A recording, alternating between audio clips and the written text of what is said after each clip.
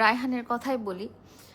অনেকদিন থেকে আপনারা হয়তো দেখছেন যে আমি পোস্টও দিয়েছিলাম যে আমি একজন কোলাবোরেশন পার্টনার খুঁজতেছি। ইট ক্যান বি মানে হিম, হার, হ্যাঁ, মানে কোনো পুরুষ বা কোনো মহিলা যার সাথে আমি কোলাবোরেট করে ভিডিও করতে চাই।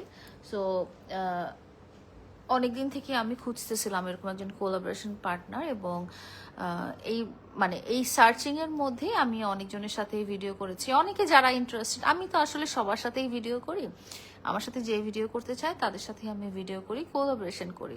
সো এই সার্চিং এর মধ্যেই রায়হান চলে আসলো। অ্যান্ড রায়হানের ব্যাপারটা, যেহেতু আমাদের শ্যুটটা শেষ অলরেডি, সো আমি ক্ল্যারিফাই করতে চাই সবাইকে যে Raihan and me, we are just collaboration partner. হ্যাঁ, রায়হানের সাথে লায়লা অনলি কোলাবোরেট করে ভিডিও করেছে, ফটোশ্যুট করেছে, অ্যান্ড হয়তো ফিউচারে আরও অনেক করবে, বাট ওর সাথে আমার ব্যক্তিগত কোনো সম্পর্ক নাই। না সে আমার বন্ধু, না সে আমার কোনো ভালোবাসার মানুষ, না আমি তার কোনো বন্ধু, বা না আমি তার কোনো ভালোবাসার মানুষ।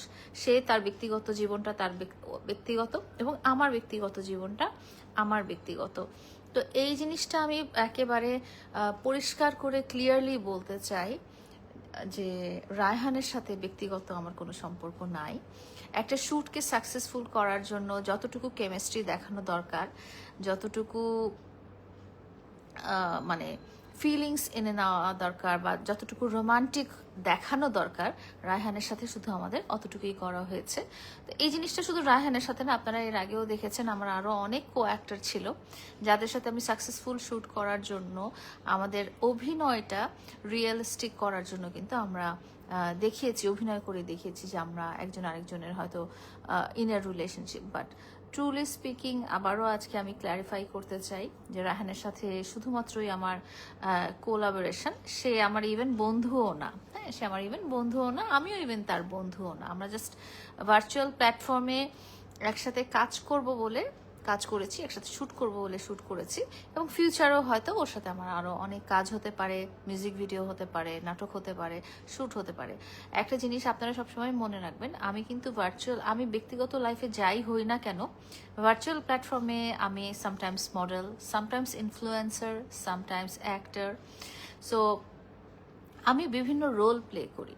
হ্যাঁ, আমি মডেল হিসেবে রোল প্লে করি, আমি ইনফ্লুয়েন্সার হিসেবে রোল প্লে করি, আমি ব্র্যান্ড প্রমোটার হিসেবে রোল প্লে করি, আমি অ্যাক্ট্রেস হিসেবেও রোল প্লে করি। সো ভার্চুয়াল প্ল্যাটফর্মে যেটা দেখবেন সেটা সবসময় যে আমার সত্যিকার লাইফ এটা না। শুধুমাত্র প্রিন্স মামুনের ক্ষেত্রে আমার ব্যাপারটা আলাদা। প্রিন্স মামুন আমার প্রথমে জীবনসঙ্গী, এবং তার অনেক পরে তার সাথে আমি ভার্চুয়াল প্ল্যাটফর্মে কাজ করেছি। এমন না যে তার সাথে আমার মানে সোশ্যাল মিডিয়াতে কাজ করতে করতে আমার জীবনসঙ্গী হয়ে গেছে, এরকম না। প্রথমে সে আমার লাইফ পার্টনার, প্রথমে সে আমার সোলমেট, তারপরে আমরা একসাথে কাজ করেছি। তো একমাত্র প্রিন্স মামুন ছাড়া আপনারা আমার সাথে যারই ফটোশ্যুট দেখেন না কেন, বা যারই ভিডিও দেখেন না কেন, তারা কিন্তু আমার জাস্ট কোলাবোরেশন পার্টনার। তাদের সাথে আমার ব্যক্তিগত কোনো সম্পর্ক নাই। এবং রায়হান শুধু আমাকে লায়লা বলে ডাকছে, আর বাকি অন্য যারা আছে সবাই আমাকে লায়লা আপু বলেই ডাকতো।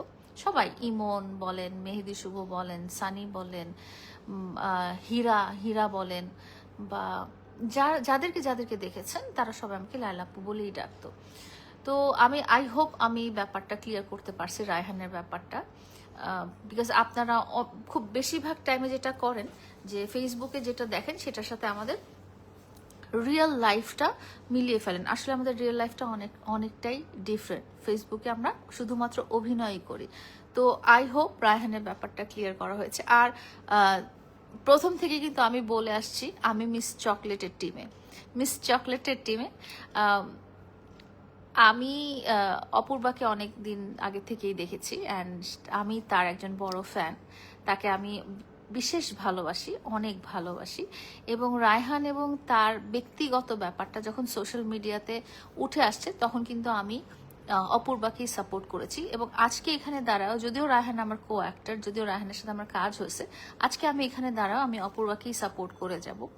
বিকজ আমি মনে করি একটা মেয়ে কতটা কষ্ট পেলে, কতটা আনহ্যাপি হলে লাইফ পার্টনারের উপরে যে সে ওই রিলেশনশিপটা থেকে বের হয়ে আরেকটা রিলেশনশিপে যায়। যদি রিলেশনশিপটা দুজনের এন্ড থেকেই খুব ভালো থাকে, মেয়েরা তো এমনিতেই আসলে রিলেশনশিপটা ভালো করে সুন্দর করে গুছায় আগাতে চায়, কিন্তু ছেলেদের মধ্যে যেটা হয় না, যে ছেলেদের মধ্যে অনেক অবহেলা থাকে। ছেলেদের মধ্যে ছেলেরা যখন একটা মেয়ের সাথে সম্পর্কে জড়ায় যায়, তখন মেয়েটাকে তারা খুব ভীষণ অবহেলা করে, অনেক সময় ভীষণ অপমান করে, অনেক সময় ভীষণ কষ্ট দেয়, অনেক সময় অনেক ইনসাল্টিং ব্যাপার স্যাপার করে, যেটার কারণে কিন্তু একটা মেয়ে বাধ্য হয়ে অন্য আরেকটা রিলেশনশিপে জড়ায় যায়। সো আমি আসলে প্রথম থেকেই মিস চকলেটের টিমে, অ্যান্ড প্রথম থেকে আমি অপূর্বাকে সাপোর্ট করি। এবং ইভেন দো রায়হানকে আমি যদিও চিনতাম না, এখনও যদি আমাকে বলা হয় আমি অপূর্বার সাপোর্টে, অপূর্বাকে আমি এখনও সাপোর্ট করি। আমি মানে সব ছেলেদের উদ্দেশ্যে এই জিনিসটা বলতে চাই, এবং সব মেয়েদের উদ্দেশ্যে এই জিনিসটা বলতে চাই, যে সবসময় আল্লাহ তাআলা নারী জাতিকে এমনভাবে তৈরি করেছে যে নারী জাতিটা কি করে, সংসারটা আঁকড়ে ধরে থাকতে চায়, বা সম্পর্কটা আঁকড়ে ধরে থাকতে চায়, এবং দেওয়ালে পিঠ থেকে না গেলে কখনোই একটা নারী একটা সম্পর্ক থেকে বের হয়ে আরেকটা সম্পর্কে যায় না। একেবারেই দেওয়ালে পিঠ থেকে গেলে তখনই কিন্তু, আমি ইভেন এই কথাটা প্রিন্স মামুনের ক্ষেত্রে প্রযোজ্য, যে একেবারে দেওয়ালে পিঠ থেকে না গেলে কিন্তু তার স্ত্রী আজকে চলে যেত না, তার স্ত্রী তার কাছে ভালোই থাকতো। কারণ আমি আগেই বলেছি যে মামুন বিশাল প্রেমিক পুরুষ, হ্যাঁ, কিন্তু তার এমন কিছু কর্মকাণ্ড আছে যেটার জন্য আসলে সবার পক্ষে সম্ভব না যে অতটা ধৈর্য ধরে তার সাথে মানে সংসার কন্টিনিউ করা। তো আগে আমি চকলেট রায়হানের গল্পটা শেষ করি। সো প্রথমত হচ্ছে যে আমি আবারও ক্লারিফাই করি, রায়হান অনলি মাই কোলাবোরেশন পার্টনার, ভিডিও পার্টনার। তার সাথে আমার ব্যক্তিগত কোনো রকম সম্পর্ক নাই, আমার সাথেও তার কোনো ব্যক্তিগত কোনো সম্পর্ক নাই। আমাদের যতদিন ডিমান্ড থাকবে, যতদিন আমাদের কাজ থাকবে, আমরা কাজ করব। যখন ডিমান্ড শেষ, আমি অন্য কোনো কো-অ্যাক্টরের সাথে কাজ করব। তার সাথে আমার এমন কোনো চুক্তিপত্রও নাই যে সে তার সাথে আমি যখন কাজ করব তখন অন্য কোনো কাজ করতে পারবো না, এরকমও কিছু নাই। এবং ব্যক্তিগত জীবনে আমরা একে অপরের পরিচিত না, বা ব্যক্তিগত জীবনে একে অপরের সাথে আমাদের ওরকম দেখা সাক্ষাৎ, ঘোরাফেরা, খাওয়া দাওয়া এই ধরনের কিছু হয় না। আমরা যখন কন্টেন্টের পারপাসে বা মিটিং পারপাসে বসি, তখনই হয়তো আপনারা লাইভ টাইভ দেখেন। এবং চিনি হচ্ছে অপূর্বাকে দিয়েই, রায়হানকে কিন্তু আমরা চিনি অপূর্বাকে দিয়েই। রায়হানের আইডেন্টিটাই হচ্ছে অপূর্বার এক্স। হ্যাঁ হ্যাঁ হ্যাঁ, বলো। বিকাশে, আচ্ছা দেখতেছি, দাঁড়ো। ওষুধ কি কিনছো? আচ্ছা আমি দিচ্ছি, 1 মিনিট। আমার আম্মাকে 700 টাকা পাঠায়নি, আমার মেয়ে, বড় মেয়ে, সে ওষুধ কিনতে গেছে, তো ওকে টাকা পাঠাইতে, টাকা পাঠাই দিচ্ছে।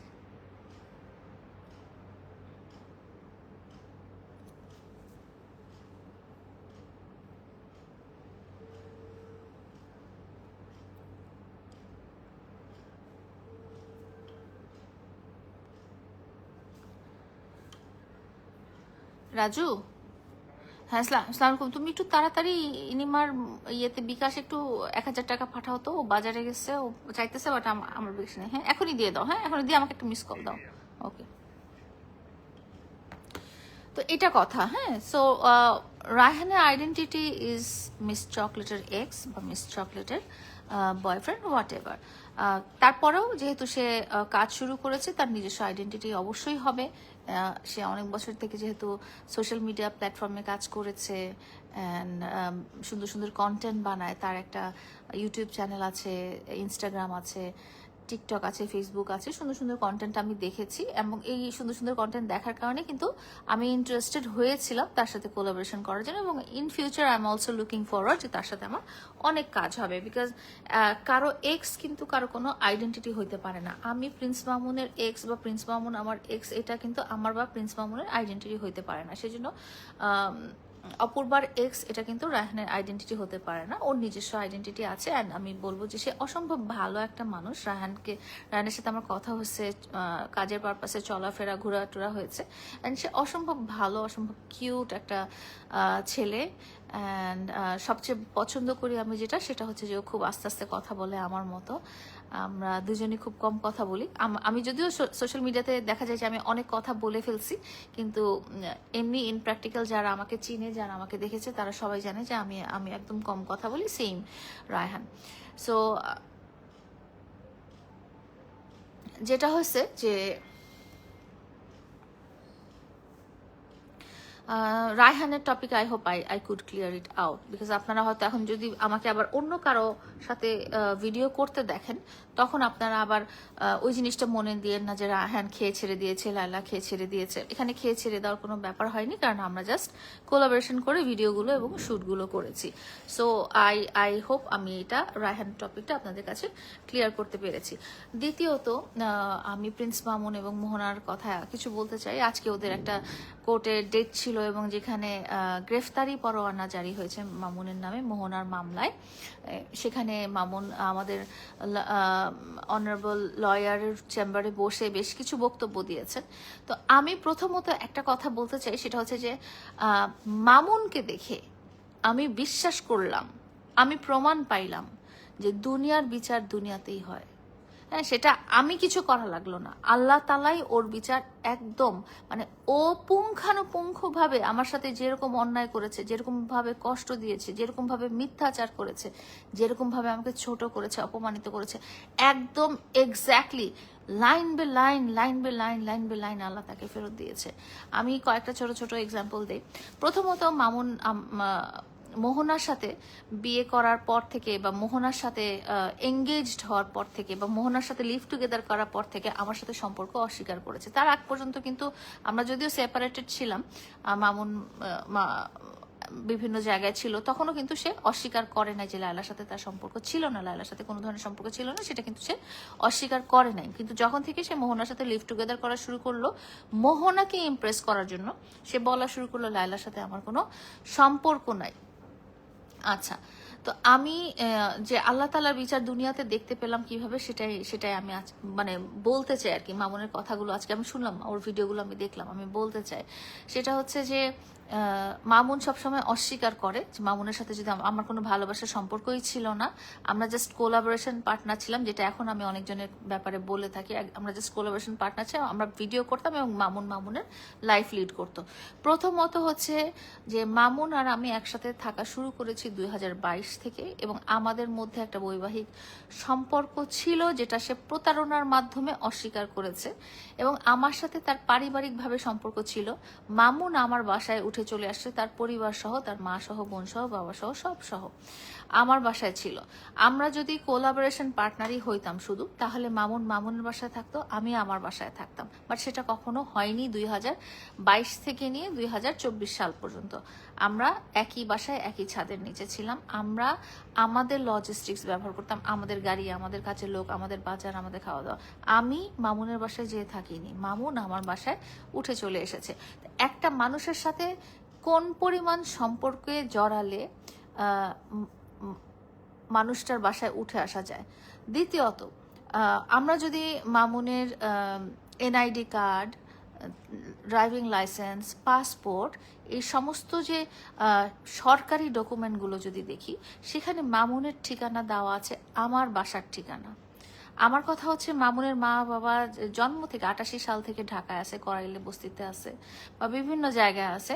তো তারা আমার বাসার ঠিকানা, মামুনের জন্ম নিবন্ধন বলেন, পাসপোর্ট বলেন, এনআইডি বলেন, ড্রাইভিং লাইসেন্স বলেন, তাহলে সেখানে কেন দেওয়া হবে? মামুন আমার এলাকার ভোটার কেমন করে হবে? হ্যাঁ, আমার এলাকার ভোটার কেমন করে হবে যদি না তার ওই চিন্তা ভাবনাটা থাকতো যে আমি লায়লার সাথে সারা জীবন পার করব এবং লায়লা এবং আমি এই জায়গায় সারা জীবন বসবাস করব। এটা যদি সে না করতো, তাহলে এই জায়গার ঠিকানা তার ভোটার আইডিতে কেমন করে হবে? এই জায়গার ভোটার সে কেমন করে হবে? তাই না? এটা তো খুব সাধারণ এবং কমন সেন্সের কথা। দ্বিতীয়ত হচ্ছে যে মামুন বলেছে যে আমার সাথে যদি তার কোনো সম্পর্কই থেকে থাকে, তাহলে আমি কিভাবে 9-1 মামলাটা দিয়েছি, 9-1 মামলাটা দিয়েছি। আইনগত ব্যাপারগুলো আমি না হয় নাই বললাম। মামুনের প্রতি 9-1 মামলাটা তখনই হয়েছে যখন এটা প্রমাণিত হয়েছে যে মামুন এবং আমি স্বামী স্ত্রী রূপে একসাথে থাকা সত্ত্বেও মামুন আমাকে স্ত্রী হিসেবে স্বীকৃতি দানে অস্বীকার করেছে। হ্যাঁ, এবং এটা প্রমাণ, যথেষ্ট সাক্ষ্য প্রমাণ পাওয়ার পরে তার নামে চার্জশিট এসছে, তার নামে চার্জ ফ্রেম হয়েছে। এবং দুনিয়ার সবাই জানে, মামুন যত চিল্লাই বলুক না কেন, আমি যত চিল্লাই বলি না কেন, অন্য লোকজন যত মোহনা যত চিল্লাই বলুক না কেন, পৃথিবীর সবাই জানে আমি আমি এবং মামুন হাজব্যান্ড ওয়াইফ। হ্যাঁ, এখনো দেখি যে কত কত নারীরা ভাইরাল হওয়ার জন্য বলে যে এই তুই তো বিয়ে ছাড়া ছিলি। বিয়ে ছাড়া আমি কেন থাকবো? কিন্তু বিয়েটা যে প্রতারণা করা হয়েছে, বিয়েটা যে প্রতারণার মাধ্যমে হয়েছে, সেটা সেটা অন্য ব্যাপার। সেটার জন্যই আইনগত ব্যবস্থা নেওয়া হয়েছে। এবং এই বিয়েটার কারণে, এই প্রতারণাটার কারণে এই ধরনের সম্পর্ক স্থাপন করে লং টার্ম আমার সাথে একসাথে বসবাস করে আমার কাছ থেকে সমস্ত ধরনের সুযোগ সুবিধা নিয়ে যখন সে অন্য আরেক জায়গায় চলে যায়, তখন সেটাকে কি বলে? তখনই তো তার নামে মামলা হয়েছে। আমরা 4 বছর ছিলাম, আমরা 4 বছর একসাথে ছিলাম। 4 বছর একসাথে আপনারা কখনোই দেখেন নাই যে মামুনকে আমি কষ্ট দিয়েছি। হ্যাঁ, কষ্ট দিয়েছি একটা ব্যাপারে, সেটা হচ্ছে যে মামুন আমার কাছে আমার বাড়িটা চেয়েছে, সেই বাড়িটা আমি ওকে দিইনি। বাট আমার কথা হয়েছিল যে তুমি তো আমার হাজব্যান্ড, আমার সমস্ত কিছুর মালিক তুমি, সেটা আমাকে লিখে পড়ে দিতে হবে কেন? আমার বাবা মার বাড়ি যদি আমার নামে চলে আসে, সেটা তো তুমি পাবা দিন শেষে। তো এখানে আমি তখন থেকে আসলে প্রতারণাটা টের পাচ্ছিলাম। অ্যান্ড আপনারা মামুনের সাথে আমার এবং মামুনের সাথে মোহনার সম্পর্কটা আপনারা কম্পেয়ার করেন, তুলনা করেন, যে এরকম তুলনা করার আসলে কিছু নাই। হ্যাঁ, কারণ একজন পরকীয়াকারী নারী বা একজন নারী যে মামুনের সম্পর্ক আছে জেনেও জোর জার করে মামুনের বাসায় যে লিভ টুগেদার করে, মামুনের বাচ্চা গর্ভে ধারণ করে সে অ্যাবর্শন করে দেয়, সেই নারীর সাথে আসলে আমার কোনো তুলনা হবে না।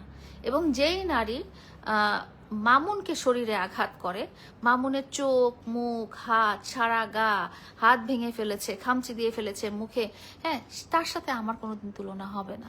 কারণ মামুনকে আমি কোনোদিন কষ্ট দেই নাই, মামুনকে আমি কোনোদিন ফুলের টোকাও দেইনি।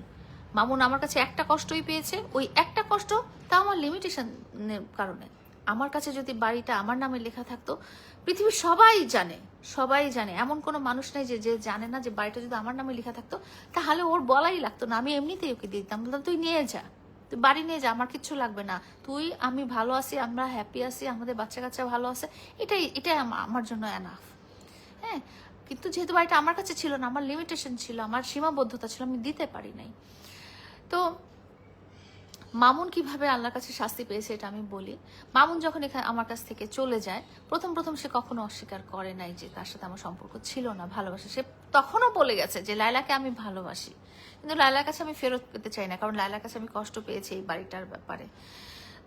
মামুন তখনও অস্বীকার করে নাই, তখনও সে আমাকে মিস করছে। সে বলছে যে সে যখন সেলুন বানাচ্ছিল তখন বলছে মিস করার মতো দুনিয়াতে একটা মানুষই আছে, সেটা হচ্ছে লায়লা, আমি লায়লাকে অনেক মিস করছি। তো তার সাথে যদি আমার কোনো রকম সম্পর্ক নাই থাকে, তাহলে সে আমাকে কিভাবে মিস করছে, তাই না?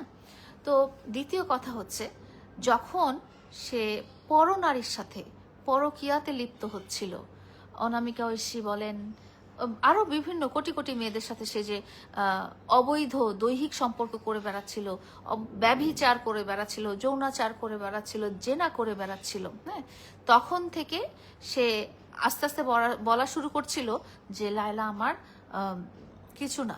যখন থেকে তার স্ত্রী, মানে প্রাক্তন স্ত্রী আমি বলবো, মোহনা হচ্ছে মামুনের প্রাক্তন স্ত্রী, প্রাক্তন স্ত্রী যখন থেকে তার সাথে লিভ টুগেদার শুরু করলো, তখন মামুন তাকে খুশি করার জন্য বলা শুরু করলো যে লায়লার সাথে আমার কোনো সম্পর্কই ছিল না, খুবই ভালো কোনো সম্পর্ক ছিল না।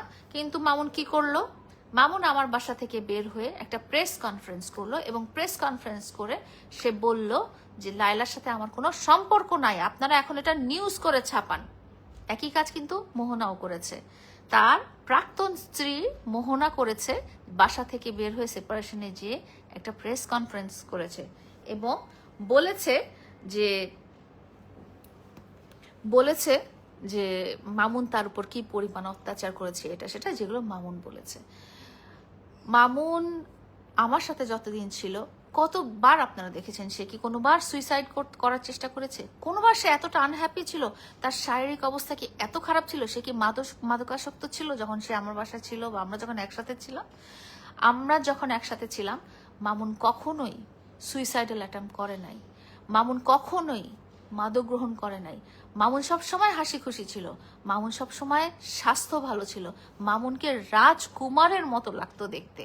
এবং সে আজকে যে এই তার প্রাক্তন স্ত্রীর পা ধরে ধরে ভিক্ষা ভিক্ষা চেয়ে বেড়াচ্ছে যে আমাকে অ্যাকসেপ্ট করো, আমাকে ভালোবাসো, এরকম ভিক্ষা আমি চাইছিলাম মামুনের কাছে। আমি বলছিলাম যে সবকিছুর জন্য আমি সরি, তুমি তাও ফিরে আসো, তুমি যা চাও তোমাকে আমি তাই দিব, তুমি যেভাবে বলবো আমি তোমাকে সেভাবে চলবো। হ্যাঁ, আমি দুয়ারে দুয়ারে ঘুরেছি, আমি মামুনের বাড়িতে যে মামুন আমার মুখের উপরে দরজা লাগিয়ে দিয়েছে এরকমও হয়েছে, যেই জিনিসটা মোহনা করেছে। আমি বললাম না যে পাই টু পাই হিসাব আল্লাহ তালা মামুনকে দিয়েছে। আমি মামুনের বাড়িতে শরীয়তপুরে গিয়েছি ঈদের আগের দিন চাঁদ রাতে, আমি যে বলছি সরি তুমি বাড়ি চাও দিতে পারতেছি না, বাট আমি তোমাকে ভালোবাসি, আমি তোমাকে ভালো রাখবো, তুমি চলে আসো, তুমি যেভাবে চাও সেভাবে হবে। ও আমার এটাকে প্রতারণা ভাবছে, ও আমার মুখের উপরে দরজা লাগায় বলছে তুমি এই মুহূর্তে বের হয়ে যাও। সেম জিনিস মোহনা যখন প্রেস কনফারেন্স করলো, তখন যখন মামুন তার বাসায় গেল, মোহনা তার মুখের উপরে দরজা লাগাই দিল এবং তার মাকে দিয়ে পর্যন্ত গালিগালাজ শুনাইলো। দ্বিতীয় কথা, মামুন লাইভে আসলো, লাইভে এসে সে গালাগালি করলো আমার বাচ্চাদের নামে, গালাগালি করলো আমার মা এবং আমার বাবার নামে। আমার বাবা যিনি একজন সামরিক উচ্চ পদস্থ কর্মকর্তা ছিলেন এবং যিনি মারা গেছেন সেই 25 বছর আগে, মামুনের জন্মের আগে যিনি মারা গেছেন, সেই বাবাকে আমার বাবার নামটা তুলে ধরে মামুন বলল যে এ একটা চোট্টা ছিল। আমার বাবাকে সে বা তার বাবা বা তার 14 গোষ্ঠী কোনোদিনও দেখে নাই, কিন্তু সে আমার বাবার নামটা ধরে সে বলল কি যে লায়লার বাবা একটা চোট্টা ছিল। ঠিক আছে, এটা কিভাবে আসছে?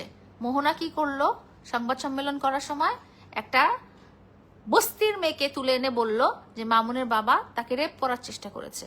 মামুন তুমি জাস্ট মিলাই দেখো, তুমি আমার বাবাকে তো কোনোদিন দেখো নাই, আমার বাবা মারা গেছে, তার বাসায় বসে তার খাবার খেয়ে তার সম্পত্তির মধ্যে ল্যাভিশ লাইফ লিড করে যখন তুমি মোহনাকে খুশি করার জন্য আমার বাবার নাম তুলে সোশ্যাল মিডিয়াতে সামাজিক যোগাযোগ মাধ্যমে তুমি বললা যে লায়লার বাবা একটা চোট্টা ছিল, কেমন লাগছে শুনতে যখন মোহনা বলল যে মামুনের বাবা এই কাজের মেয়েটাকে ধর্ষণ করতে চাইছে?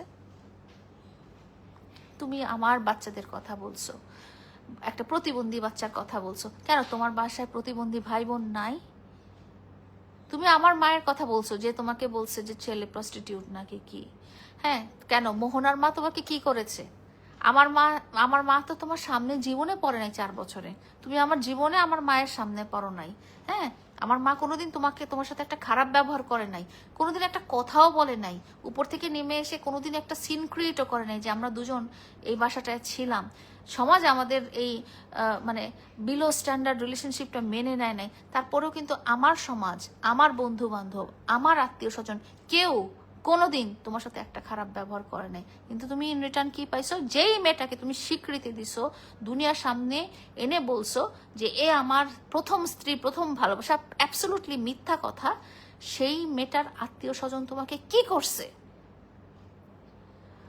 এরকম হিসাব। তারপরে সে কি করলো, সে আমি গ্লাসে কোক খাচ্ছিলাম, সেই কোক খাওয়ার গ্লাসের ভিডিও সাংবাদিকদের সামনে নিয়ে বলছে লায়লা মদ খাচ্ছে এবং লায়লা নাকি তাকে মাদক খাওয়া শিখিয়েছে, এই কথাটা সে বলছিল। এখন একই জিনিস তার বিয়ে করা নাকি কথিত প্রথম ভালোবাসা এবং প্রথম স্ত্রী কি করছে, ইয়াবা খাওয়ার ছবি জার্নালিস্টদেরকে দিছে।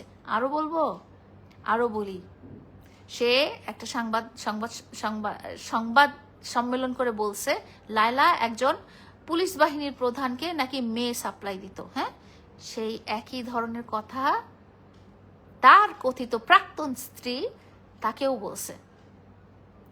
তো তুই আমাকে মামুন ছোট করবি কর, সম্পর্ক অস্বীকার করবি কর, আমাকে কষ্ট দিবি দে, সবই করছিস। এবং বিশ্বাস কর মামুন, বিশ্বাস কর, 1 বছরও যাইতে হয় নাই, বললাম না 4 মাসের মধ্যে আল্লাহ তোকে একেবারে পাই পাই পাই পাই পাই পাই হিসাব করে প্রত্যেকটা জিনিস মিলাই দিছে, প্রত্যেকটা জিনিস মিলাই দিছে, প্রত্যেকটা জিনিস মিলাই দিছে। আমার সাথে তুই যতদিন অন্যায় করবি, যতদিন অবিচার করবি, যতদিন তুই আমার সাথে তোর সম্পর্কের সত্যিটা একসেপ্ট না করবি, ততদিন তুই শান্তি পাবি না। কারণ আমার জীবনের একমাত্র লক্ষ্য ছিল তোকে, তোর পরিবারকে ভালো রাখা। তোদের তোদের মা বাবা তুই ভাই বোন কারো সম্পর্কে আমি একটা খারাপ কথাও তখনও বলি নাই, যতদিন না পর্যন্ত তুই আমার বাচ্চা কাচ্চাকে নিয়ে কথা বলা শুরু করছিলি। আমার প্রতিবন্ধী বাচ্চাকে নিয়ে তুই অনলাইনে এসে কথা বলা শুরু করছিলি। তার আগ পর্যন্ত আমি তোকেও খারাপ বলি নাই, তোর মাকেও খারাপ বলি নাই, তোর বাপকেও খারাপ বলি নাই, কাউকেই বলি নাই। কিন্তু তুই কি করলি? তুই আমার খোঁজ চাইছিস। তুই ভাবছিস কি যে ঠিক আছে চলে যাই, একে ব্যবহার করে চলে যাই, এই মনে হয় কিছু করতে পারবে না। আমি তো কিছু করতে পারবো না। বিচারের মালিক তো ওই আল্লাহ, এবং আল্লাহ তাআলা দুনিয়াতে তোর বিচার করে দেখাইছে। আল্লাহ তাআলা দুনিয়াতে বসেই তোর বিচার করে দেখাইছে। এবং তুই যতদিন না পর্যন্ত তুই সত্যি কথা স্বীকার করবি, এবং যতদিন না পর্যন্ত তুই মন থেকে সত্যিকার কথা স্বীকার করবি, ততদিন পর্যন্ত তুই দেখতে থাকবি তোর জীবনে কি কি হইতে থাকে।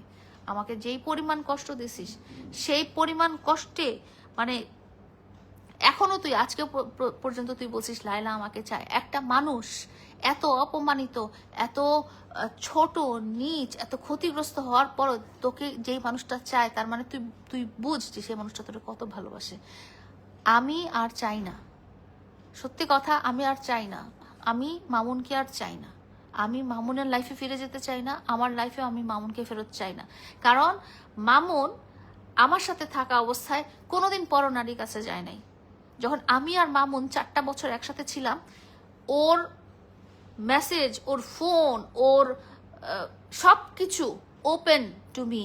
মামুন কোনোদিন বলতে পারবে না যে নায়লা কোনোদিন পরপুরুষের সাথে আসক্ত ছিল, কোনোদিন না। এখনো যদি আসে, এখনো যদি আমার ফোনটা নেয়, ও তো পাসওয়ার্ড জানে, এখনো দেখবে যে ভিডিও করি, ঠিক আছে, ভিডিওর জায়গায় ভিডিও, এখানে প্রেম প্রীতি ভালোবাসা কথাবার্তা প্রাইভেট চ্যাট কিচ্ছু নাই আমার ফোনেও। সেরকম আমি এবং মামুন যখন একসাথে ছিলাম, মামুনেরও ছিল না। আমরা যখন 4 বছর একই ছাদের নিচে ছিলাম, মামুন কোনোদিন আমার বিশ্বাস ভাঙে নাই। মামুন কোনোদিন পরনারীর কাছে যায় নাই। মামুন মজা করছে, বন্ধু বান্ধবের সাথে ঘুরছে, বেড়াইছে, মজা করছে, আড্ডা দিছে, নাচানাচি করছে, পার্টিতে গেছে, কিন্তু কখনো তার চরিত্রের মধ্যে কোনো দাগ আমি কখনো পাই নাই, যেটা এখন মানুষের সামনে আসতেছে। তো দিন শেষে আমি এটাই বলবো, মামুন, তুই চাইছিলি আমার সাথে, যখন থেকে তুই চলে যাচ্ছিলি তখন থেকে তুই আমাকে বলে গেছিলি আমি চাই তোর জীবনে আরেকটা নারী আসুক। তো আল্লাহ তাআলা তোর শখ পূরণ করছে, তোর জীবনে আরেকটা নারী এনে দেখিয়ে দিছে। এখন তারপরেও এত কিছুর পরও আল্লাহ তাআলা তোর চোখে আঙ্গুল দিয়ে বুঝাই দিছে যে লায়লা ছাড়া দুনিয়াতে কেউ তোকে কোনোদিন ভালোবাসে নাই, এবং লায়লা ছাড়া তোকে দুনিয়ার কেউ কোনোদিন বুঝতেও পারে না, এবং লায়লা ছাড়া তোকে দুনিয়ার কেউ কোনোদিন কন্ট্রোলও করতে পারে না। তুই যদি আজকে মাটির নিচে গর্ত করে ঢুকেও থাকিস, তোকে আমি একমাত্র লায়লা তোরে খুঁজে বের করে ফেলবে। তোকে আল্লাহ তাআলা চোখে আঙ্গুল দিয়ে এক্সাম্পল সহ বুঝিয়ে দিছে। আমি তোকে বারবার প্রতিটা পদক্ষেপ স্টেপ স্টেপ ধরায় নিছি যে তুই আমার সাথে যেসব অন্যায়গুলো করছিস, সেসব অন্যায়গুলো তুই কিভাবে ফেরত পাইলি এই 4 মাসে, কিভাবে ফেরত পাইলি ওই নারীর কাছে, যেই নারী তোর পায়ের যোগ্যও না, যেই নারী তোর কোনো কিছুরই যোগ্য না। এরকম কোটিটা মেয়ে মামুনের সাথে শুয়ে থাকার জন্য জামাটা খুলে দিয়ে বসে থাকে। সত্যি কথা, এই মেয়ের এমন কোনো যোগ্যতা নাই মামুনের বউ হওয়ার, এমন কোনো যোগ্যতা নাই মামুনের গার্লফ্রেন্ড হওয়ার, এমন কোনো যোগ্যতা নাই মামুনের ভালোবাসা হওয়ার। কারণ মামুনকে আমি তিল তিল করে, মামুন বলেন না বাচ্চাই বলতে পারেন, সত্যি কথা, মামুনকে আমি তিল তিল তিল করে এডুকেটেড করেছি, বড় করেছি, স্বাস্থ্য ভালো করেছি, তাকে সামাজিকভাবে একটা স্ট্যান্ডার্ড লাইফ লিড করার। আমি যে কাজগুলো করেছি আমার জীবনসঙ্গী হিসেবে, আমার জীবনসঙ্গী যখন সে সফল হয়ে গেল, আমার জীবনসঙ্গী যখন এই সমাজে স্ট্যান্ড করা শিখে গেল, তখন সে আর আমাকে চিনে না, তখন তার অন্য কোচি নারী দরকার। কোচি নারী তো পাইছিস না? হ্যাঁ, কোচি নারী তো তুই পাইছিস। সো কোচি নারী নিয়ে থেকে তো দেখলি। বলো, টাইমলি চলে আসবে মা, ও ভালো আছে? ঠিক আছে, একদম সকাল, আমি কিন্তু ঢাকার বাইরে যাচ্ছি, এখনই চলে যাব। হ্যাঁ, তুমি একটু কষ্ট করে টাইমলি চলে এসে আমাকে ইয়ে করবে, আর ফোনটা অন রাখবে। সো কোচি নারী তো তুই পাইলি, আমার সে অনেক রূপবতী নারী পাইলি, যাকে আমাকে তুই যখন ওর সাথে লিভ টুগেদার করছিলি তখন আমাকে তুই এসে বলি যে লায়লা তোমাকে দেখে আমার ফিলিংস আসে না। সো যাকে দেখে ফিলিংস আসে সে তোমাকে বাসটা ঢুকিয়ে দিয়েছে একদম। যখন মানুষ মানুষকে সত্যিকার ভাবে ভালোবাসে তখন সেটার কদর করতে জানতে হয়। মরে যাওয়ার পরে আমার জন্য সরি বলে আমার কোনো লাভ হবে না, আমি বেশি দিন বাঁচবো না, এটা তো সবাই জানে, আমার বয়স অনেক হয়ে গেছে। তা আমি যদি মরে যাই তখন যদি মামুন এসে বলে যে না সরি, আসলে সেটা কোনো কাজে লাগবে না। ওই যে আছে না যে শাহজাহান তাজমহল বানাইছে মমতাজ মরে যাওয়ার পরে, তো ওই তাজমহল তো মমতাজ দেখেই নাই, সেটাকে আমরা প্রেমের স্বরূপ হিসেবে দেখি যে না ঠিক আছে প্রেমের নিদর্শন, সম্রাট শাহজাহানের প্রেমে, কিসের প্রেমের নিদর্শন? আমি মরে যাওয়ার পরে আমার কাছে মামুন এসে যদি বলে, আমার কবরে এসে যদি বলে যে লায়লা সরি আমাকে মাফ করে দাও, আমি তো নাই দুনিয়াতে, আমি তো কোথাওই নাই, আমি তো তোমাকে মাফ করতে পারবো না। এখন পর্যন্ত আমি তোমাকে মাফ করতে পারি নাই, কারণ তুমি আমার সাথে থাকা অবস্থায় তুমি আমাকে এমন কষ্ট দিছিলা, তোমার ইচ্ছাগুলো শখগুলো পূরণ করার জন্য তুমি আমার গলায় চাপা দিয়ে, গলায় পাড়া দিয়ে জিনিসগুলো আদায় করতে আমার খুব কষ্ট হইতো। আমি তো তোমার মা যে কথাটা বলে না যে কি তুই ব্যাংকে যে বান্দিগিরি করিস, আমি সত্যি কথা, আমি চাকরি করি এবং চাকরি করে আমি বান্দিগিরি তো বলে এটাকে, 2টা পয়সা ইনকাম করে আমার সংসার চালাই, আমি তো রাজার মেয়ে না। তারপরে তুই লাইভে যে বললি যে চেহারা বুড়ির বুড়ি, এই লায়লা বুড়ি চাই কি? এই লায়লা বুড়ি চাই কি? এই লায়লা বুড়ি শুধুমাত্র তোর ভালো থাকা ছাড়া আর কিছুই চায় নাই। এই লায়লা বুড়ি সারা জীবন নিঃস্বার্থভাবেই তোকে ভালোবেসে গেছে। এমন না যে তোকে ভালোবেসে আমি খুব বড় কিছু পেয়ে গেছি, অনেক টাকা পয়সার মালিক হয়েছি, বা অনেক ফেমাস হয়েছি, বা অনেক আছে না যে অনেক হাই সোসাইটিতে চলে গেছি, তোকে ভালোবেসে আমি কিন্তু কিছুই পাই নাই। হ্যাঁ, কিন্তু লায়লা বুড়ি জীবনে একটা জিনিসই চাইছিল, সেটা হচ্ছে যে তুই যাতে ভালো থাকিস।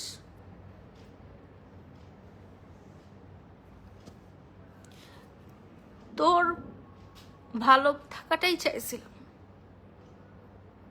তোকে ভালোই বাসতে চাইছিলাম, তোকে ভালোই রাখতে চাইছিলাম। এটা ছাড়া তুই কখনো বলতে পারবি না যে লায়লা আমার কাছে একটা কিছু চাইছে। কোনোদিন বলতে পারবি না যে 4 বছর তোর কাছে আমি কিছু চাইছি, কিছু না। কোনোদিন একটা টিস্যু পেপারও চাই নাই তোর কাছে, কোনোদিন একটা জামা চাই নাই, কোনোদিন একটা গহনাগাটি চাই নাই, কোনোদিন চাই নাই যে আমাকে এখানে নিয়ে যাও, ওখানে নিয়ে যাও, বিদেশে নিয়ে যাও, কোনোদিন তোর কাছে কিচ্ছু চাই নাই। কিন্তু আমি শুধু এতটুকুই চাইছি যে আমি তোর লাইফ পার্টনার হিসেবে ভালো থাকি, সুখে থাকি, আমাদের সংসারটা ভালো থাকুক।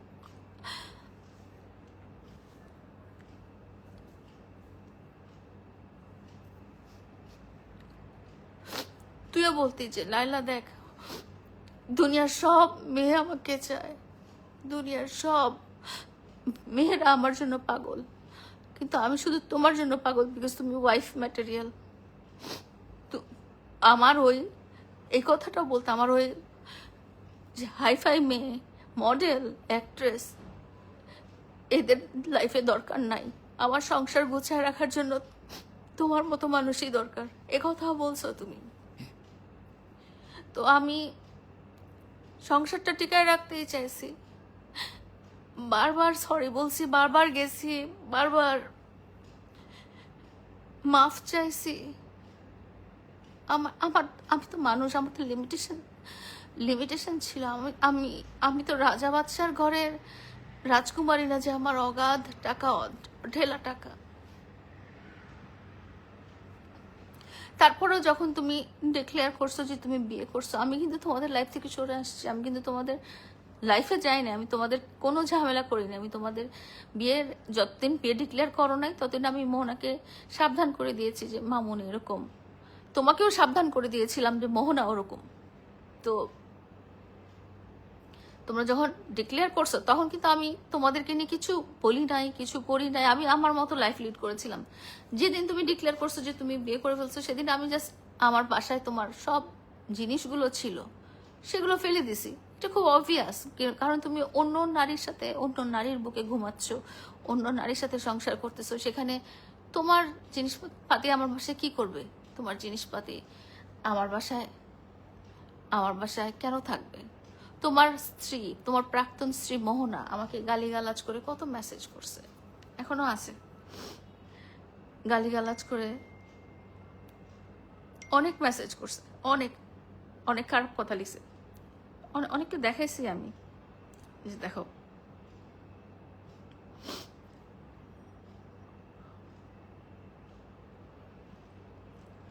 এই যে বুড়ি মাগি তোর এত শাওয়ার মধ্যে জ্বালা, এত পোলা তোর এত পোলা তোর জ্বালা মিটাইতে পারে না, খানকি বুড়ি কয়টা বেটা লাগে তোর। এই যে তোমার ওয়াইফের মেসেজ। আমি তো এরকম কিছু লিখি নাই। আমার সংসার ভেঙে সে জোর করে সংসার করতে চাইছিল, আমার ভালোবাসার মানুষকে সে মানে আমাকে দেখাইতে চাইছে যে তোমার ভালোবাসার মানুষ আমি নিয়ে নিলাম, নাইলা কি করতে পারবা তুমি করো। আমি তো তাকে কিছু বলি নাই, আমি গালিগালাজও করি নাই।